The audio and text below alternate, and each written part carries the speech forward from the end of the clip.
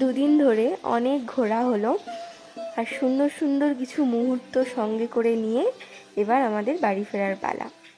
আমরা খুব সকালবেলাতেই চলে আসবো ভেবেছিলাম, কিন্তু বৌমনি না খাইয়ে ছাড়লো না।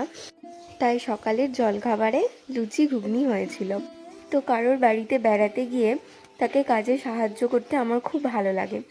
আর বৌমনি যেহেতু একা মানুষ, তো হাতে হাতে কিছু একটা করে দিলে তারও একটু হেল্প হয়। তো সেদিন জলখাবারের ঘুগনিটা আমিই করেছিলাম, আর বৌমনি ময়দা মেখে লুচি বেলে দিয়েছিল, আর আমি লুচিগুলো ভেজে দিয়েছিলাম। জানো তো, আমার মা খুব সুন্দর ঘুগনি রান্না করে, আর ঘুগনিতে এক ধরনের ভাজা মশলা দেয়, তাতে ঘুগনির টেস্টটা আরও দ্বিগুণ হয়ে যায়। আমার মাসির বাড়িতে একটা জিনিস খুব ভালো লাগে, সবাই মিলে একসঙ্গে খেতে বসা। একসঙ্গে খেতে বসে অনেক গল্প হয়, অনেক খুনসুটি হয়, এই ব্যাপারটা আমার খুব ভালো লাগে। তো যাই হোক, এই দুটো দিন আমার খুবই ভালো কেটেছে।